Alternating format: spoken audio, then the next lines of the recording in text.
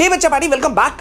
भाई board exam 2024 को लेकर के सीबीएसई का जो लेटेस्ट सर्कुलर आया उसने हजारों लाखों स्टूडेंट को बुरी तरह से डरा दिया है, रुला दिया है। भाई मुझे लगता है सीबीएसई का ये इकलौता ऐसा सर्कुलर होगा, ऐसा नोटिस होगा जिसने शुरू में बच्चों को खुश किया और जैसे ही बच्चों को ये नोटिस समझ में आने लगा बच्चे बुरी तरह से डर गए हैं, बहुत बुरी तरह से उदास हो गए हैं। भाई बड़े सवाल, बड़े मैसेजेस, बड़े मेल्स आ रहे हैं मेरे पास में। मैंने ये वीडियो में, इन वीडियोस में मैंने तुम लोगों को इस सर्कुलर के बारे में बहुत ही अच्छे ढंग से बताया था और मैंने तुम लोग को पहले ही कहा था कि भाई बहुत बड़ा झटका सीबीएसई ने दे दिया है। तो भाई आगे मैं अभी सब कुछ बताऊंगा, विद प्रूफ बताऊंगा और बहुत सारी इंपॉर्टेंट बातें बताऊंगा कि तुमको किन चीजों में सावधान रहना है। लेकिन सबसे पहले भाई चैनल में सब्सक्राइब कर दो अगर तुम पहली बार आए हो तो।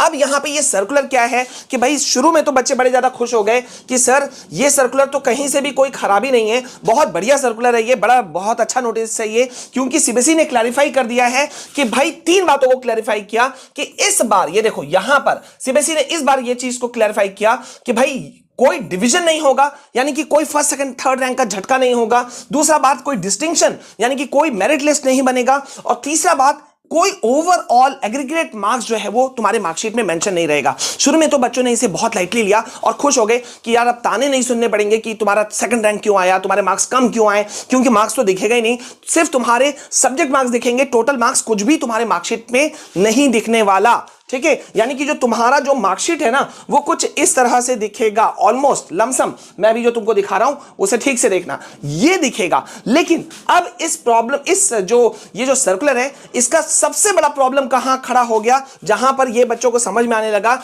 ये वाला हिस्सा में सबसे ज्यादा इशू था। अभी तक देखो यहां पे क्या होता था तुमसे सीनियर वालों तक में कि बेस्ट ऑफ 5 रूल का जो रूल है ना वो बहुत, बेस्ट ऑफ 5 सब्जेक्ट्स का रूल बहुत बड़ा इंपॉर्टेंट रोल प्ले करता था बच्चों के बेहतर रिजल्ट आने में। अब ये बेस्ट ऑफ 5 रूल क्या है अगर तुम्हें नहीं पता, मैं थोड़ा सा एक्सप्लेन करता हूं, क्योंकि यहां पे वही झटका लग गया है तुम लोगों को, क्योंकि सीबीएसई ने बेस्ट ऑफ 5 रूल एक तरह से एलिमिनेट कर दिया है, खत्म कर दिया है। अब बेस्ट ऑफ 5 रूल क्या है, देखो भाई अगर किसी स्टूडेंट के 5 सब्जेक्ट है, उसने 10th में 5 सब्जेक्ट रखे हैं, 12th में 5 सब्जेक्ट, कोई इशू नहीं, टोटल मार्क्स हो गया, परसेंटेज हो गया, क्लियर हो गया।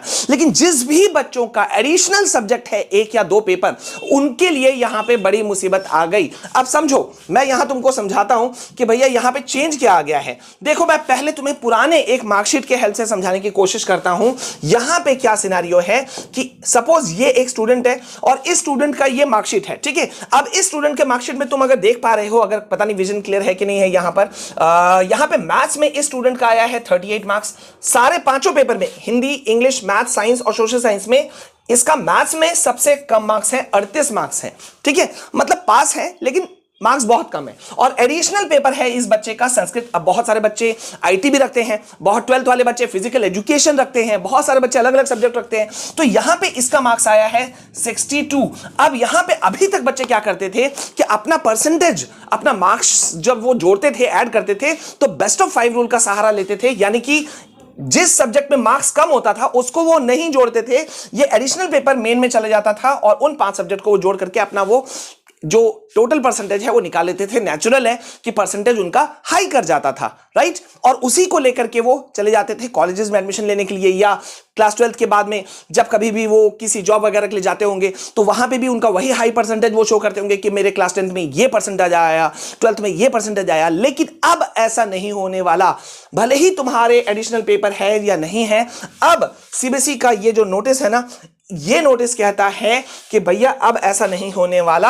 अगर एक स्टूडेंट 5 सब्जेक्ट रखा है तो 5 का 5 हो गया, उसका तो कोई टेंशन ही नहीं है। लेकिन अगर बेस्ट से 5 है, मतलब बेस्ट 5 सब्जेक्ट से ज्यादा है, अगर छठा पेपर है, 7वां पेपर है, तो वो स्टूडेंट डिसाइड नहीं करेगा कि उसके मार्क्स कैसे होंगे, मार्क्स कौन से जुड़े जाएंगे या परसेंटेज कैसे वो निकालेगा। अब ये स्टूडेंट कुछ नहीं कर सकता।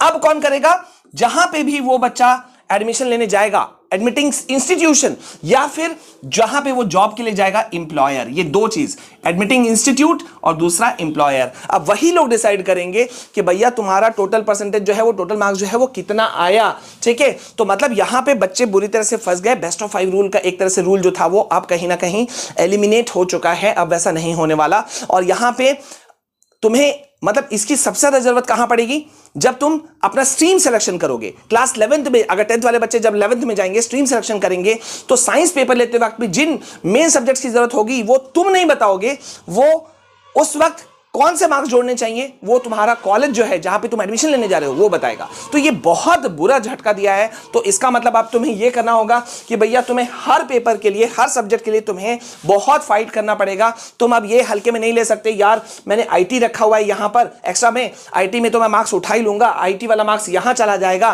तो अब ऐसा नहीं होने वाला। अब तुम परसेंटेज नहीं कर सकते, जोड़ सकते अपने मन से। तो ये बहुत बहुत बहुत बड़ा झटका है। तुम्हारा ओपिनियन क्या है इस पूरे सीबीएसई के सर्कुलर के बारे में मुझे जरूर बताना कमेंट सेक्शन में। प्लीज वीडियो को लाइक करना ज्यादा से ज्यादा, क्योंकि लगातार मैं तुमको गाइड करता हूं, समझाता हूं, सिस्टम समझाता हूं। तो प्लीज सपोर्ट दिस चैनल। मिलते हैं नेक्स्ट वीडियो में, तब तक के लिए जय हिंद, जय भारत।